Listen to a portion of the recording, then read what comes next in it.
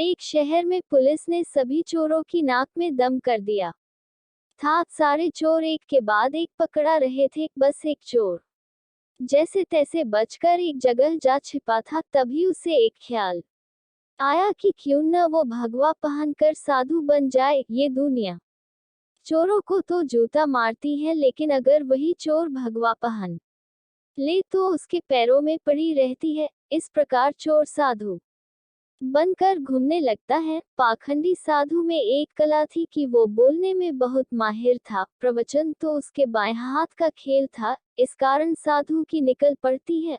उसके बहुत से शिष्य बन जाते हैं। कई लोग उसके आगे पीछे घूमने लगते हैं। उसे मुफ्त में खाने को मिलने लगता है। बस उसे सांसारिक जीवन छूटने का डर रहता है। पाखंडी साधु जंगल में अपने शिष्यों के साथ रह रहा था। तभी उसके आश्रम में एक सेठ आया। सेठ को भी पाखंडी साधु ने अपने बोलने की कला से प्रभावित कर दिया।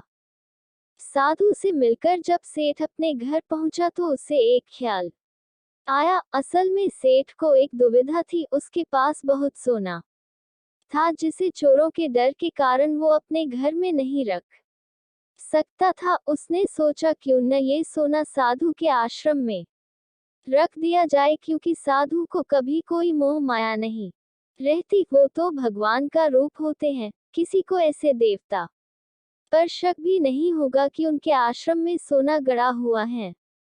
ऐसा सोचकर सेठ दूसरे दिन सोना लेकर पाखंडी साधु के आश्रम आता है और उससे पूरी बात बताता है। फिर क्या था, पाखंडी साधु का तो दिल गदगद हो गया। उसकी आंखें तो उस सोने की पोटली से हट ही नहीं रही थी। उस सेठ ने वो सोने की पोटली आश्रम के एक पेड़ के नीचे दबा दी और वहां से चला गया। अब साधु को नींद कहाँ आनी थी। वो रात भर उस सोने की पोटली के बारे में सोचता रहा। उसने सोचा, अगर ये सोना मिल जाए तो जीवन तर जाएगा, सांसारिक सुख भी मिलेगा जो इस भगवा कपड़ों ने छीन लिया है। इस तरह साधु ने कई सपने देख डाले। दूसरी तरफ सेठ सोने को आश्रम में रखकर संतुष्ट होकर सो रहा था। कुछ समय बीतने पर साधु ने एक योजना बनाई। उसने सोचा कि वो इस सोने को लेकर चला जाएगा और सेठ को शक ना हो, इसलिए वो उसके घर जाकर जाने की बात कहेगा, ताकि सेठ को ये ना लगे कि साधु सोना लेकर भागा है। अगले दिन साधु सेठ के घर जाता है। सेठ के पास एक व्यापारी बैठ रहता है। साधु को आता देख सेठ खुशी से झूम जाता है और कई पकवान बनाकर खिलाता है।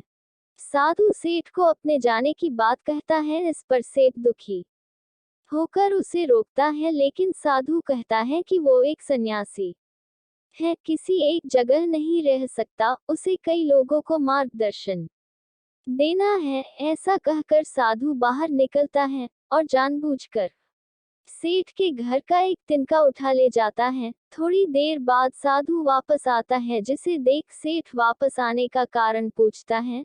तब साधु कहता है कि आपके घर का यह एक तिनका मेरी धोती में लटक कर मेरे साथ जा रहा था, वही लौटाने आया हूँ। सेठ हाथ जोड़ कहता है, इसकी क्या जरूरत थी। तब साधु कहता है, इस संसार की किसी वस्तु पर साधु का कोई हक नहीं है। फिर अपनी बातों से वो सेठ को मोहित कर देता है और वहां से निकल जाता है। ये सब घटना सेठ के पास बैठा व्यापारी देखता है और सेठ से पूछता है कि कौन है ये साधु। तब सेठ उसे पूरी बात बताता है, जिसे सुनकर व्यापारी जोर जोर से हंसने लगता है। सेठ हंसने का कारण पूछता है।